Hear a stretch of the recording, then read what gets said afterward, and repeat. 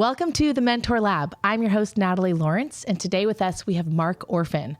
Mark and I are going to be talking about the foster care system, what it is, and why mentorship plays a crucial part in the growth and the launching of our foster youth. Let's welcome Mark to the Mentor Lab. Mark, why don't you start us off by just introducing yourself and telling us a little bit about who you are? Thanks for having me. I'm blessed to be a part of this. All of my ministry as an adult over the last 4 decades has been in some ways focused on serving foster and adoptive kids and families over the years. In 2008, my wife and I founded Finally Home, which is an organization that's focused on post-placement support for families. It's a families focused system in order to stabilize the home and keep kids in families. Healing will take place when within the family, and so our goal has been to, in a whole bunch of different ways, figure out ways to support and stabilize those families so that kids can be there for the long term and that healing is not disrupted. My education is from Vanguard University in Southern California, in leadership, both in my undergrad and master's work. I'm a strat op for the Patterson Center. I do strat ops primarily for foster and adoptive churches and organizations that serve the kids that we're most passionate about and families, and life plans also for foster and adoptive leaders and families.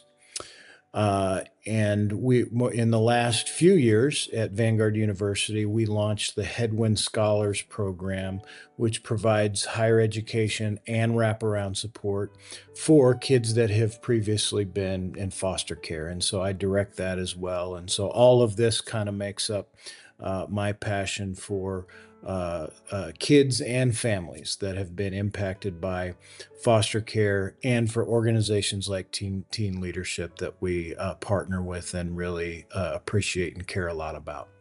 That's awesome. Thank you for everything that you're doing. And I love how much your perspective is the long game for these kids and these people. So, okay, I want to ask a lot more about placement and things like that. But first, I want to just ask overview, give an overview of the foster system. Well, I mean, foster care, simply put, is initiated when there's abuse, neglect, or abandonment within a home. And when that comes on the radar of the system, so to speak, whether it's reported to the police, through teachers, through neighbors, what have you, and an investigation starts, a child will sometimes be removed from a home.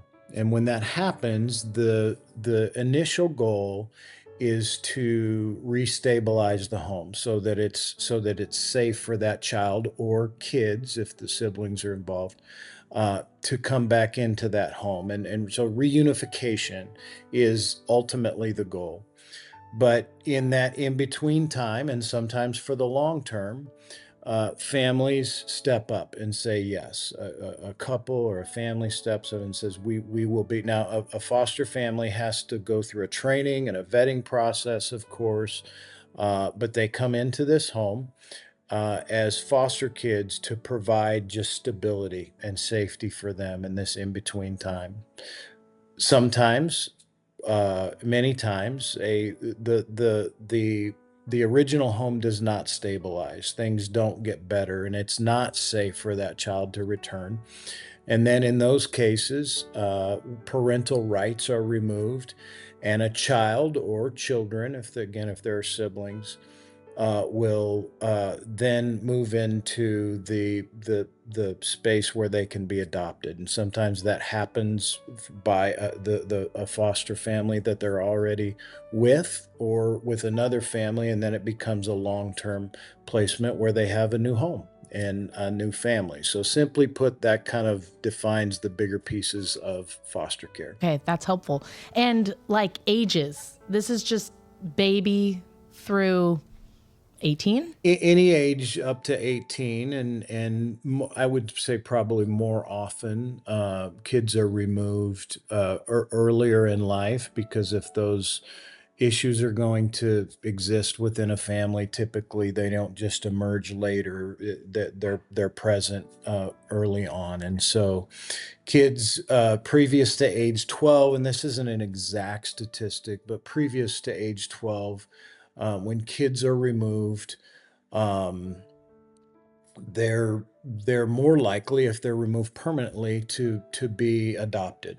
I don't know why. It's just kind of a cultural norm, but I think sometimes once a child becomes a teenager, sometimes there's less of an openness for new families to reach out and to adopt them or what have you. But kids who enter into the system and either are reunified or adopted before age 12 just tend to have a better chance of long-term healing because things are stabilized earlier in their life. But a child can be removed or come into foster care or adopted all the way up to age 18. And actually, now sometimes young adults are adopted by families just to provide that ongoing stability for them, even after they turn age 18. Yeah. So as far as like that stability goal, how many, like the normal foster care experience, how many placements are a lot of these kids having? Is it usually one placement, or is it usually more than that? Seldom one. And sadly, those numbers are just way too high. The statistics say that if a child is still in foster care by age 12, on average, they have had 10 or more double-digit placements. There's a lot of reasons for that. Part of it is that there's a lot of disruption takes place sometimes in this reunification effort, because again, as it should be, the first plan A is to reunify that child with their biological parents. Sometimes that works, and then it doesn't work, and there's disruptions, and kids go back into different foster homes. At other times, foster parents only sign up for a shorter period of time. They didn't sign up for something that becomes a long-term placement. And so a child can be moved from foster home to foster home. Sometimes it turns out that because of the dynamics of a foster home, it's not an ideal place for that child in their healing. And so social workers will step in and say, well, we're going to move them to a different place that we feel like is more fit. Kinship care is very, very common, and that's a good thing. It doesn't just mean that a foster child would be placed with an extended family member, but today that could mean neighbors, close friends of that child, a teacher, sometimes a youth pastor, someone like that. All of that defines kinship care. And so sometimes in the efforts to find the best place for a child, they'll be moved into different places until there's a spot where it feels like, okay, this child is not just safest here, but it's a better place for them to experience healing over time.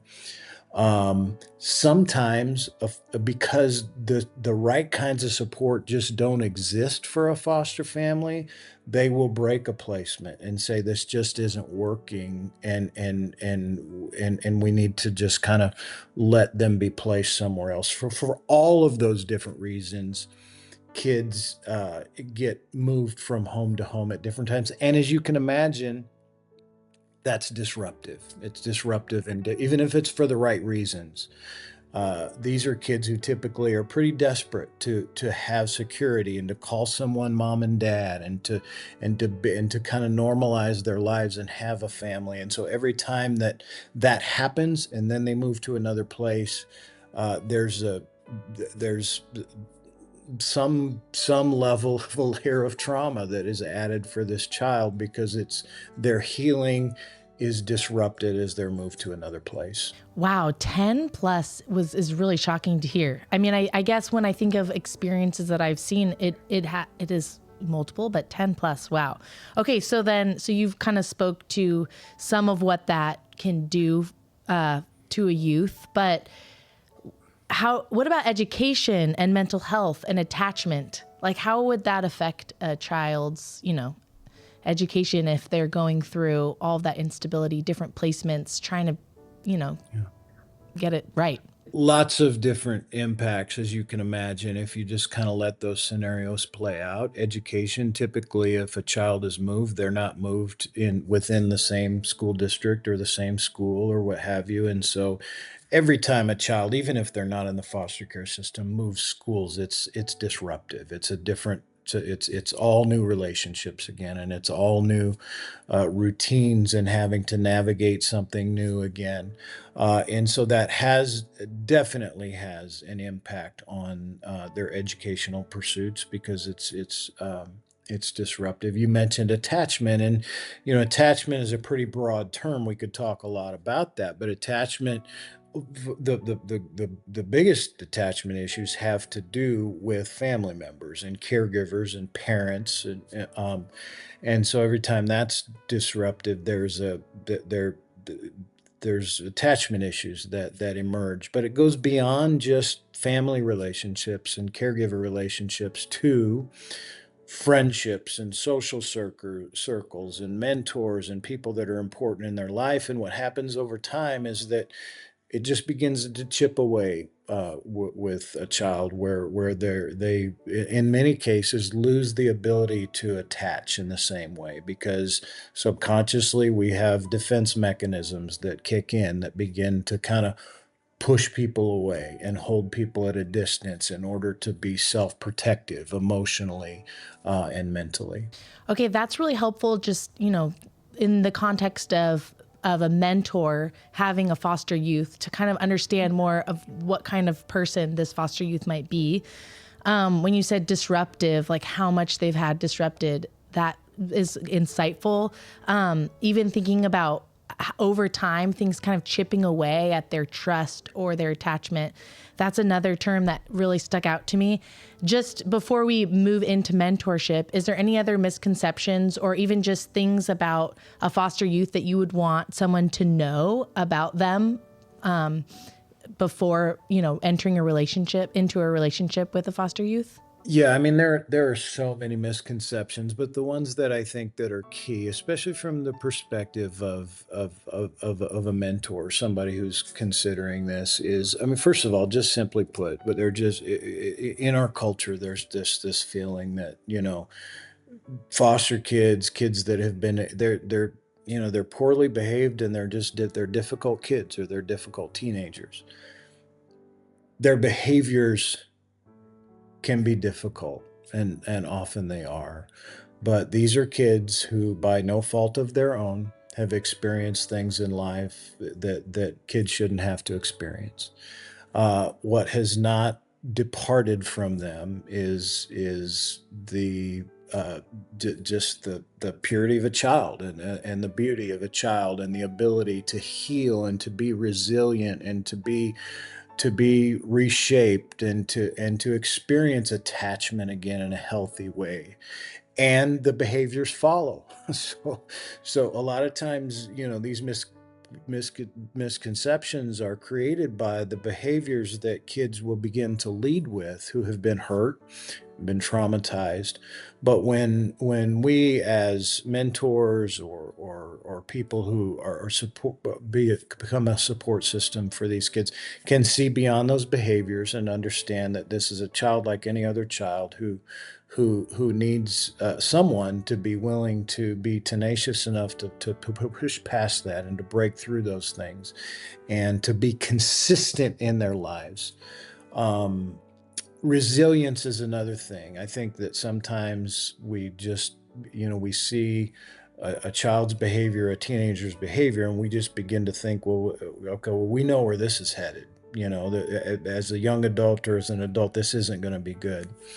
Kids are resilient, and we learn more and more every year through neuroscience and things like that. Things about the brain. The brain can be healing can take place, and their brains can be rewired in a sense to begin to interact in healthy ways again and to attach in healthy ways. And we need to understand that, because again, the misconceptions are that this is, well, there's just a path for this child and it's not going to change. It can change. And so there are a lot of those kinds of misconceptions that we need to be willing to look beyond and trust the fact that these kids, there's a different kind of a future for these kids than where it seems like they may be headed. I love that because I agree. I think that the general understanding is that it's sort of a hopeless pathway. But to say that there's hope, that healing can take place, they can become more resilient, is so good and so hopeful. And I do think that message needs to be said or else, Yeah. yeah, I love that. So, okay, as far as healing, resilience, redemption, how is mentoring a powerful role in the foster youth? You've kind of already said it, but maybe more in a general sense. What do you think? We can't control the impacts that moves within the system will have on a child, and we can't control the system. And by the way, the system isn't bad. The social workers and people who work within the system are people who are underpaid and underappreciated, and aren't in this for any other reason except they do want to make a difference for a child. But the system is built such that that disruption does take place. It's inevitable, and we don't like it, but it happens. And so, as we already said, these disruptions can add layers of trauma for kids that impact them in adverse ways. Mentorship can supersede that in different ways. It can represent consistency. So, in other words, when that child might go from home to home or what have you, and have to adapt to different family caregivers, or different teachers, different peer groups, or what have you.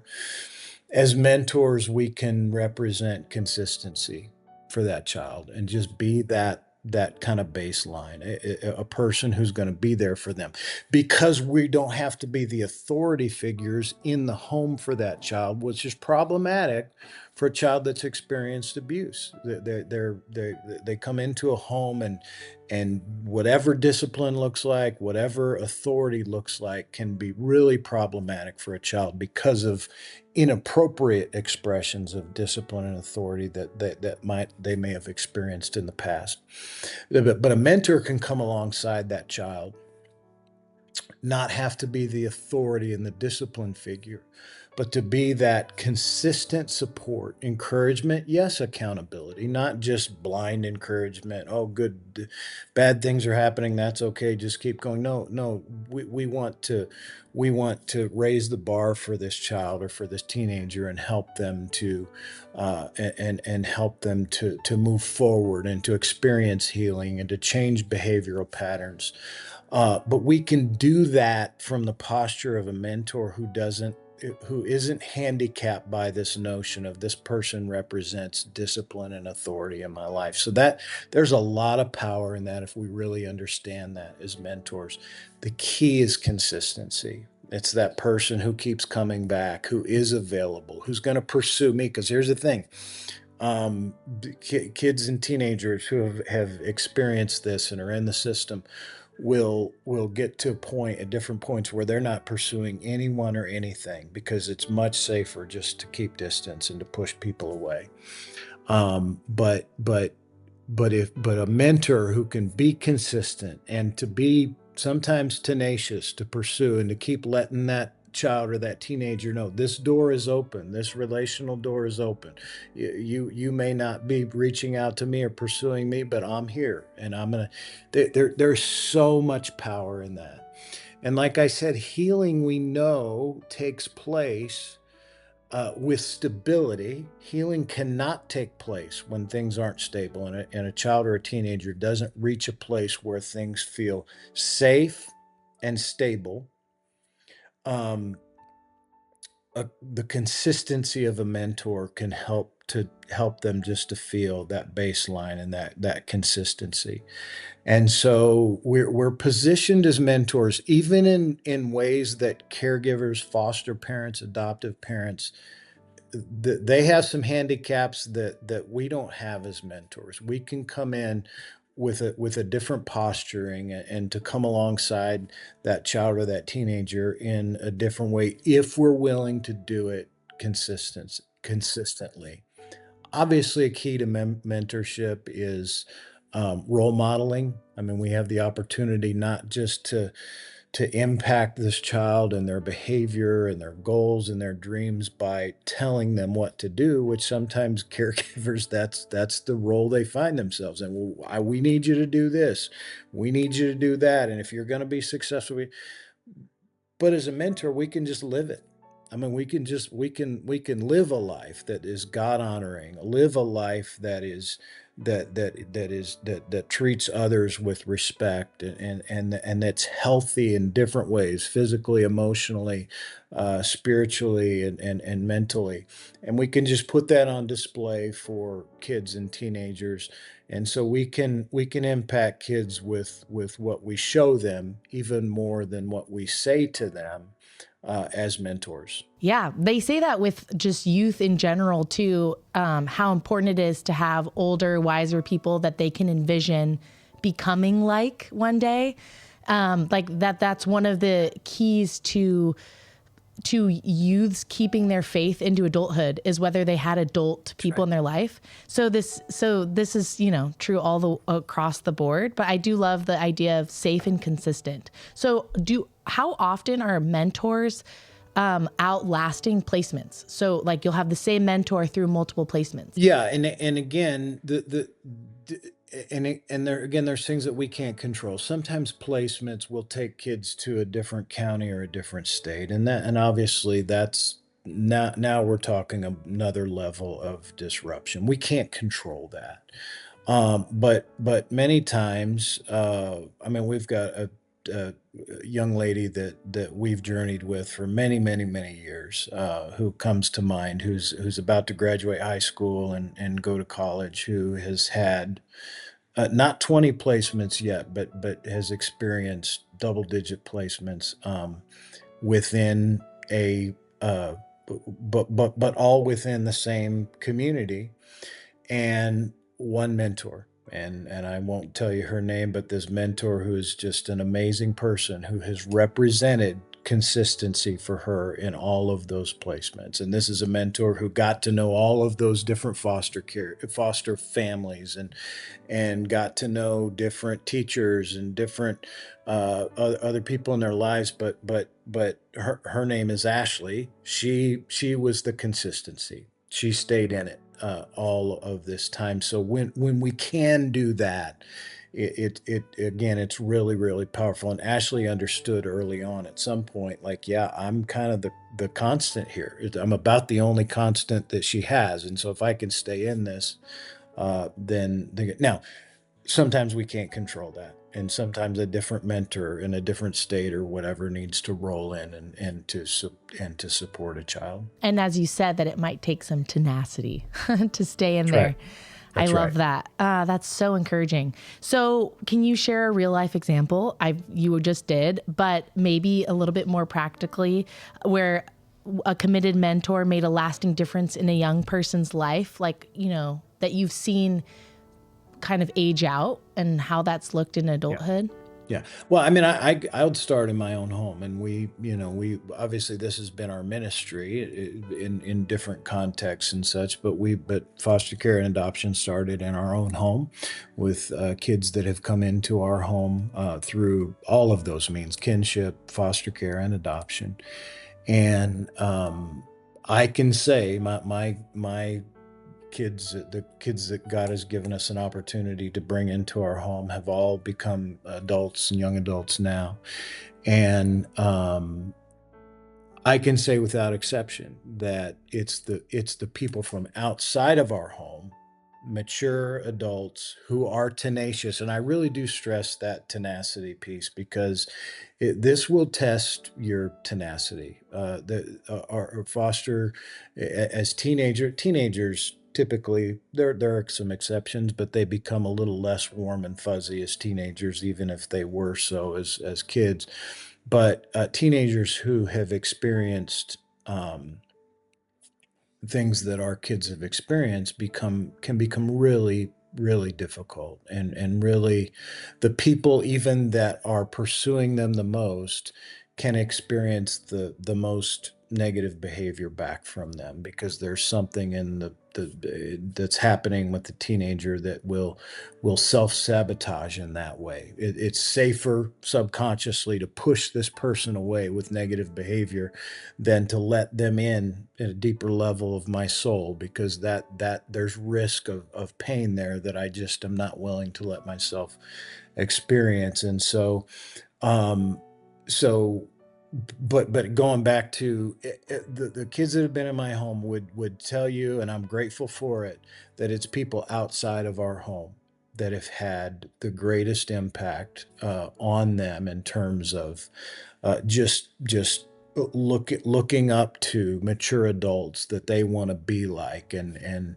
unfortunately it's not me or my wife. Now again, that doesn't always feel good, but I'm grateful for the understanding and embracing the idea that those people are critical in the lives of kids, especially that have experienced hard things. And you mentioned even into young adulthood. Yeah, once a child, whether they go off to college or what have you, then, we live in a virtual world now that allows mentors to stay connected with kids, whether they go out of state to college or what have you, and just again continue to build relationship. And I would say again, going back to my own kids and other foster teens that we have supported, even though we weren't in our own home, there's just an openness to allow mentors to speak into their lives as young adults, more so than the caregivers.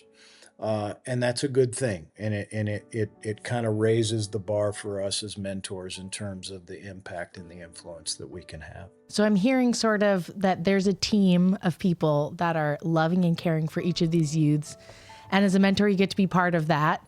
And in some ways, the buy-in is less than like a foster parent or something like that, as time-wise and stuff. But the impact can be just greater than just about anything. Yeah, the buy-in is certainly less because as a mentor, you get to go home at the end of the day, right? And it's not just the impact; it's the stack is decked. The deck is stacked in your favor. I mean, you have some things. A caregiver in a home, a foster parent, adoptive parent, kinship provider, whatever it is, has to be the enforcer of rules and redirecting negative behaviors and this kind of thing in a very, very hands-on way.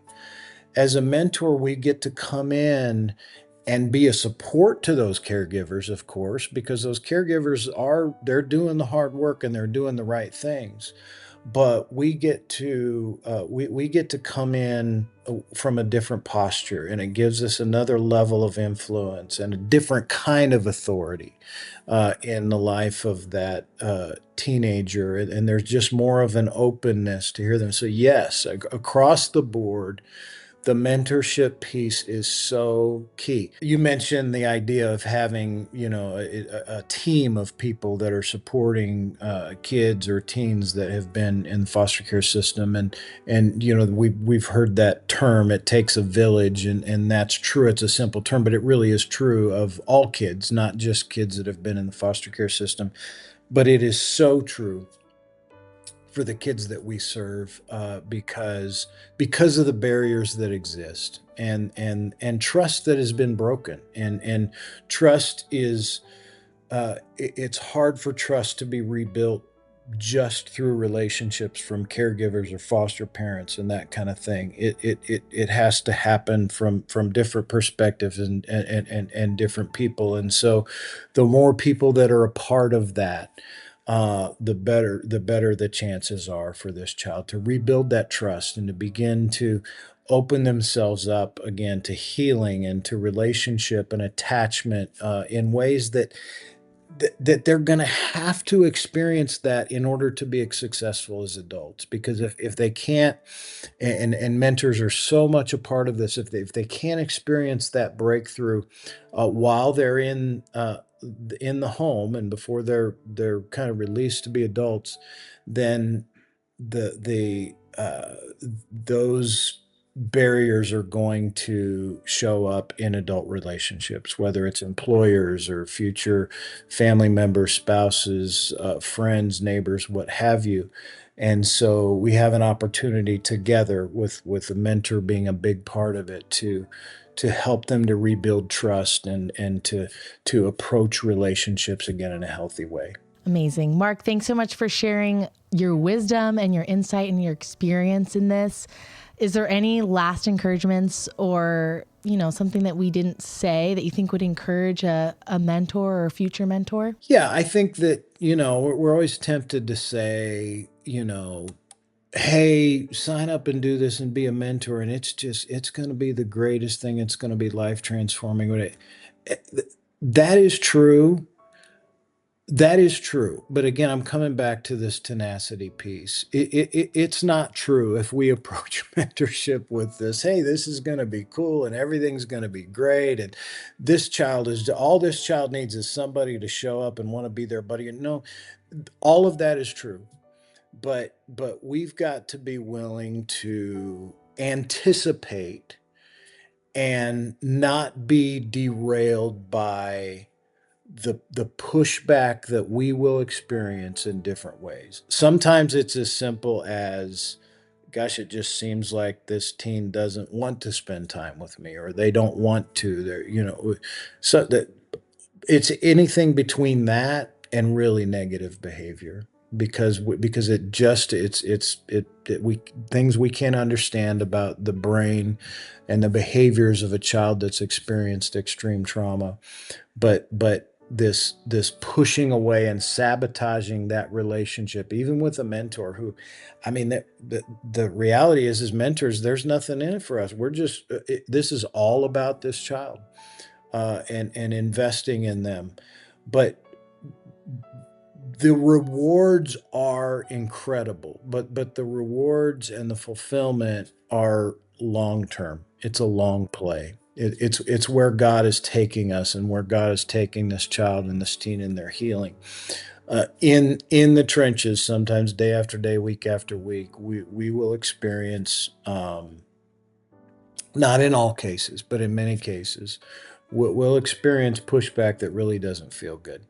And so again, long answer to your question, but just this willingness to be okay. I guess I should have expected this, but that's not because this relationship is broken, but because naturally this child or this teenager is exemplifying behaviors that I can anticipate, but I can be tenacious enough to get to the other side of. It's not always going to feel good, but it's worth it. No. Yeah. No. Yeah. That's good. Well, if you haven't already and you're listening at home, make sure to subscribe so you don't miss an episode. And if these conversations are resonating with you, leave a comment or review because we'd love to hear your thoughts and hear what questions you would like us to explore in the future, especially if something that Mark said sparked your interest or you have more questions. Lastly, help us grow our community and share this episode with your friends, your family, your life groups in your church, and more. We're grateful you've chosen to be a part of this mission, one rooted in hope, compassion, and the belief that every young person deserves to be seen, supported, and loved. Thank you for listening. Thanks for caring. And thanks for stepping into this journey with us. And thanks, Mark, for being here. Thank you. My privilege.